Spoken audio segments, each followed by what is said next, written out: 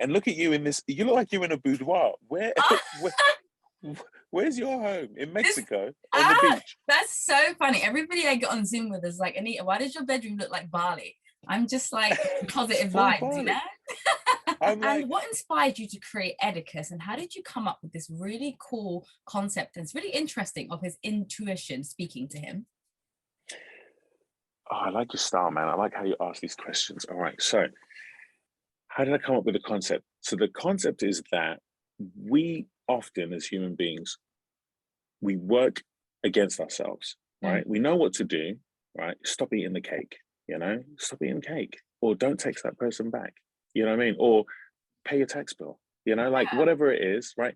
But you just put it off, and you know that you're having this debate, this argument. There's a side of you that's telling you to do the right thing, but there's a side of you that's literally in opposition, arguing. So what would it be like to meet that person? What would it be like? They said the same thing about Edicius. Oh, it's very ambitious. And my point is, it's not ambitious if you help me. Yeah, right? I love that. Nothing is ambitious if you have this book. All right, but I'm gonna. You're like, oh, all right. You steal it, yeah. All right. Send me your PayPal details, and we'll discuss usage rights. I love that, and it's true. I think it's great to be ambitious and to just do things that expand everyone's imagination. I was speaking to James Samuel, who directed The Harder They Fall, and he told me to I was talking to him and Idris Elba at the same time, and he told me one thing to just commit to and keep is to keep and obey the crazy. Like, forget what everybody else says. Your crazy ideas, that is what tells your story, and that's what gives you your stamp. He was like, obey your crazy and keep that, So I love it. 100%. And congratulations on paying attention to what he said, because that's two sexy blacks. That's two sexy blacks in the room.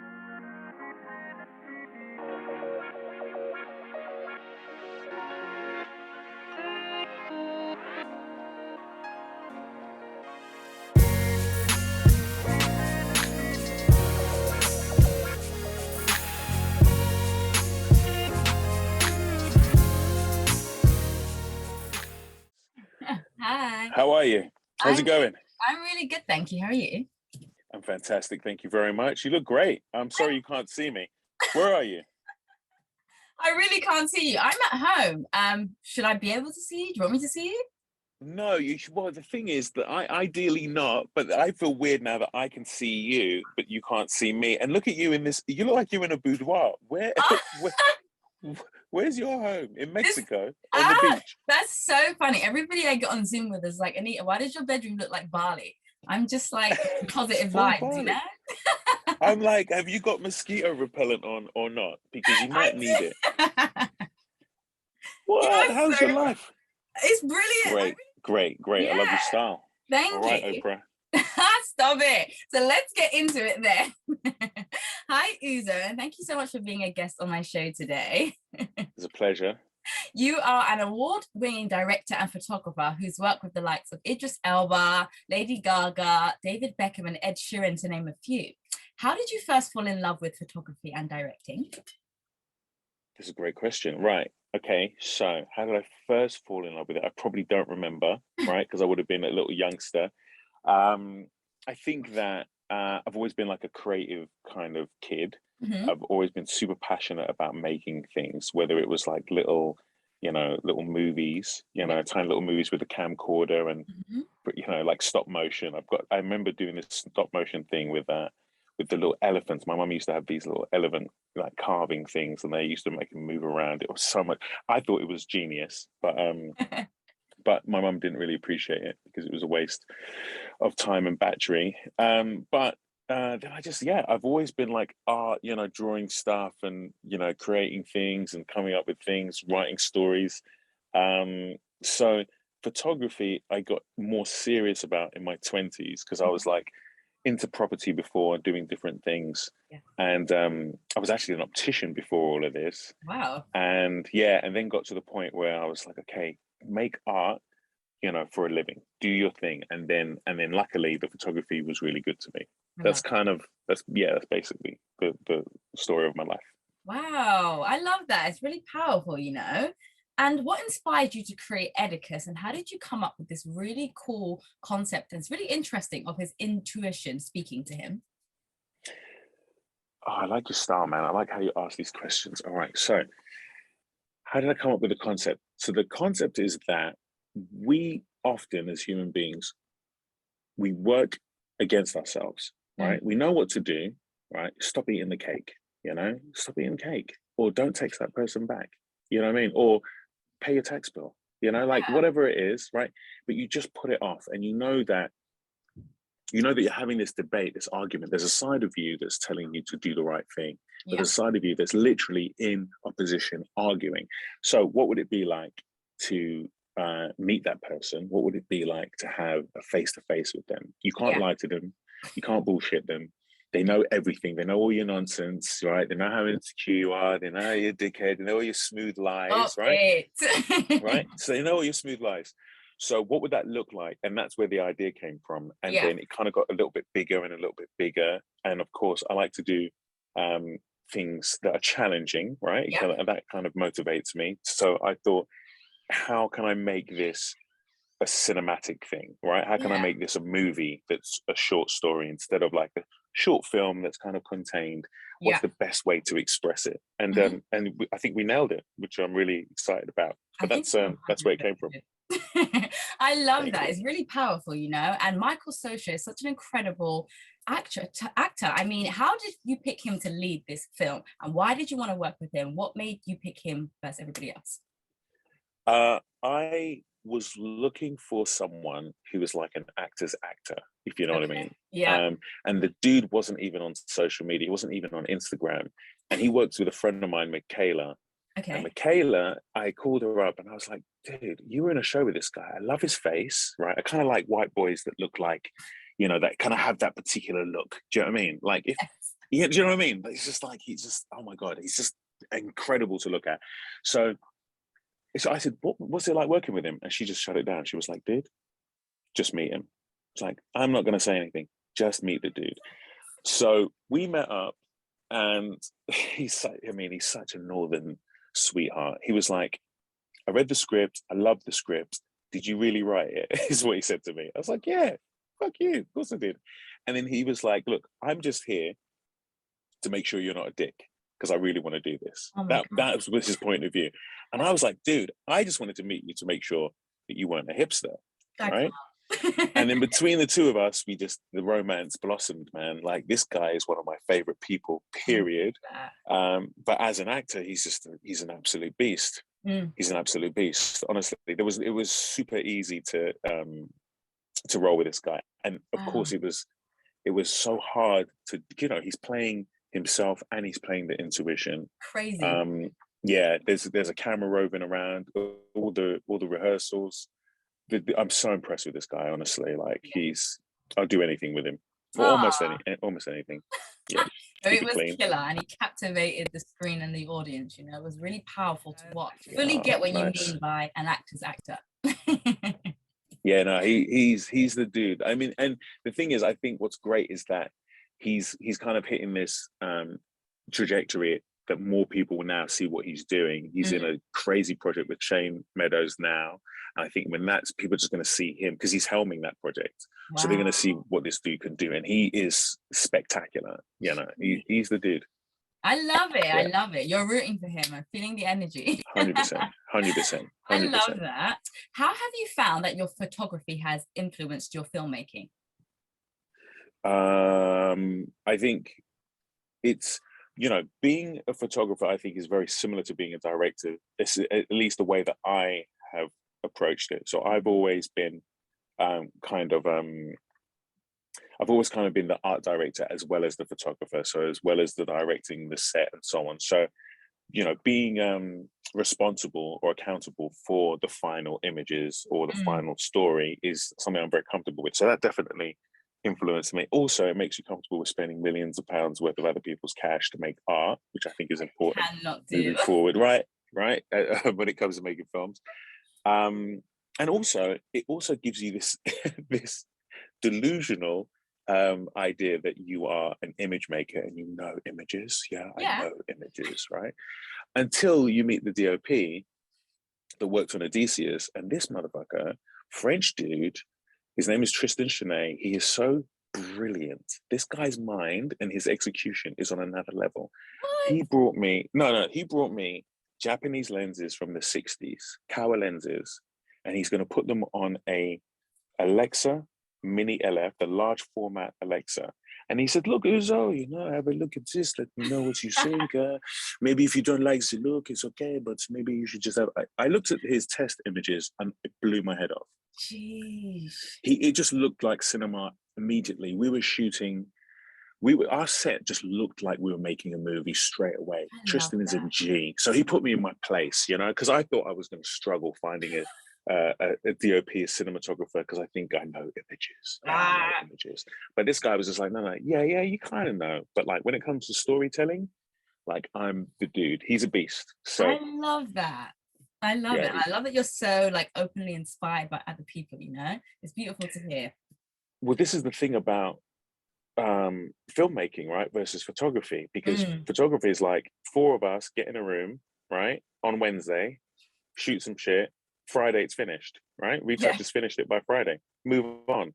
That's photography. You and I can have an idea for a script, and then we do a treatment, and then we build the script, and then 18 months later we're still talking about the draft and getting notes from the producers, and then okay, we need to raise the money. Then you raise the money, and then you need to cast it, and then you cast it, and the person drops out, or they're not available, and there's scheduling issues. And then, I mean, dude, it's years. Every movie is years. If you're lucky, it's years.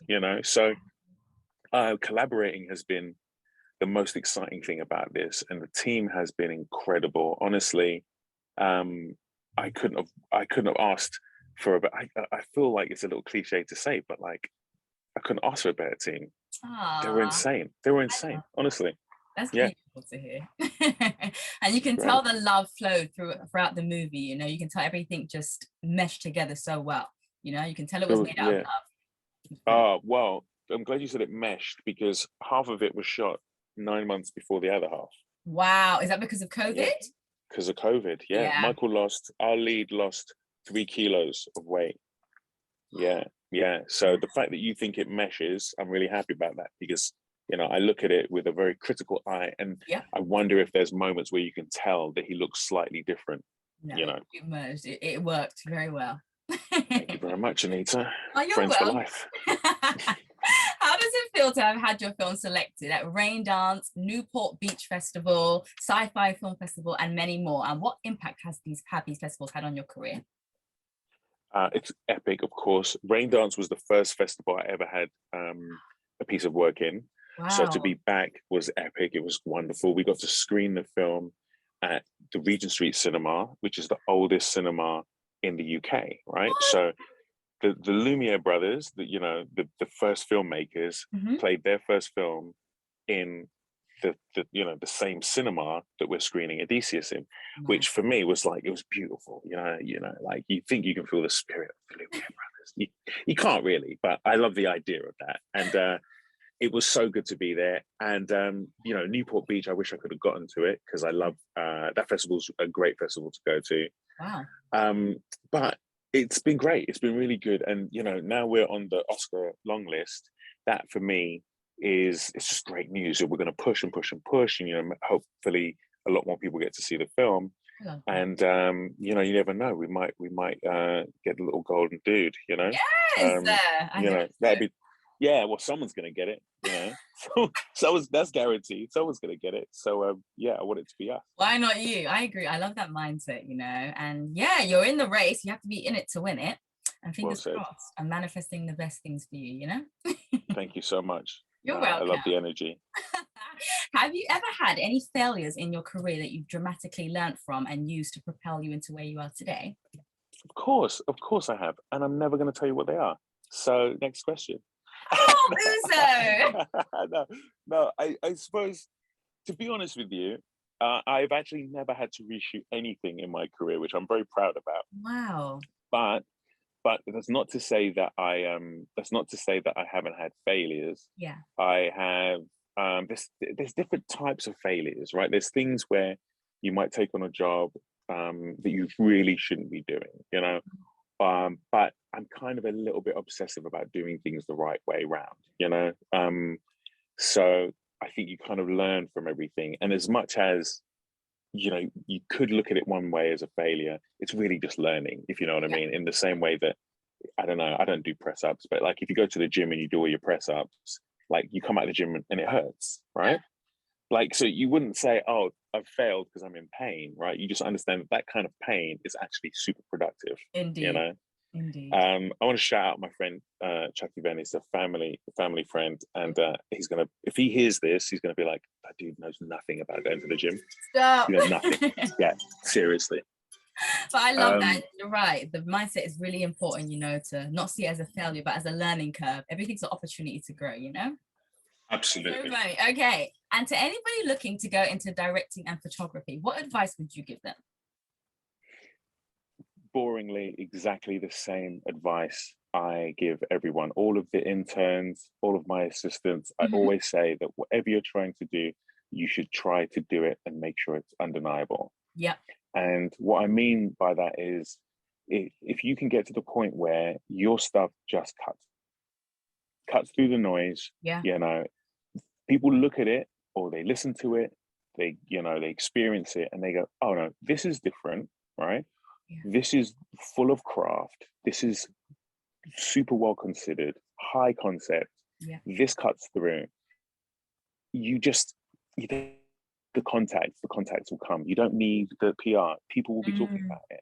And I think that the key is, I always think, focus on the best version of the thing that you can do. Focus on that 100%. Once you get that, everything else comes. That's always been the case for me. So it is, you know, my anecdotal kind of experience, but I really feel so strongly about that. Yeah, that's brilliant advice. You know, be the best you can be, and everything else will just sort itself out on a line. You know, it's the truth. When you cut corners, my mum always tells me, when you cut corners, you get cut short. So. Oh, that's nice. Big shout, mum. Big shout. You're so funny. Do you know that? You know what? Don't get me started. Don't get me started. I think I'm funnier than I actually am. You're funny. No, but it makes me laugh that I think I'm funnier than I am, which is it's a problem. Do you know what I mean?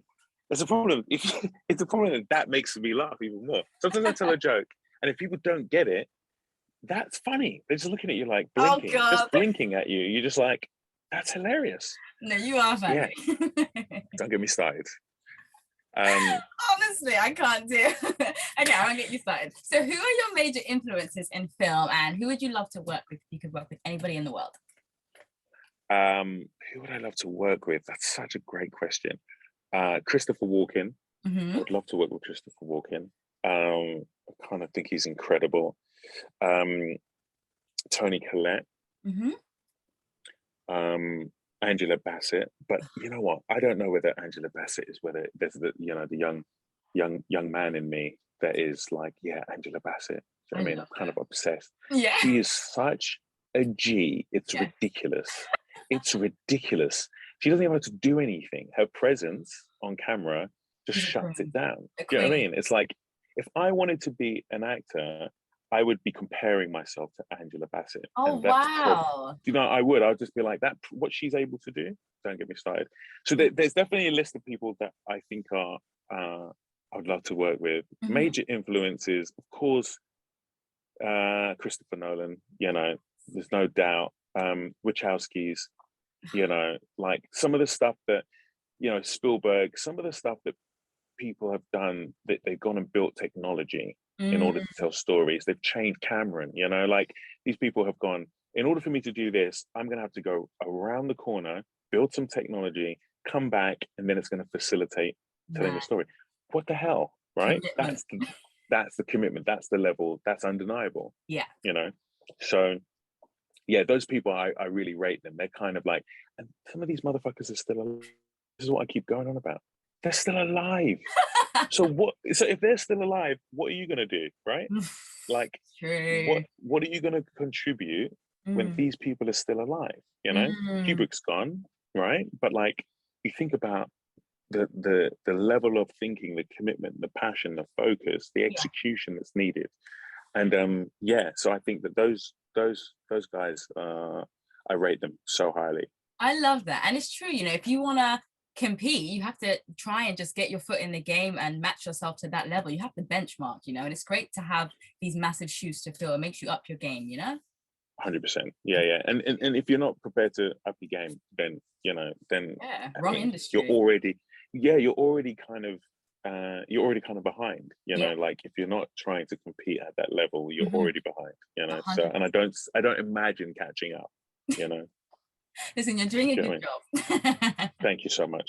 You are welcome. Is there anything on the horizon that you're working on that you can tell us about?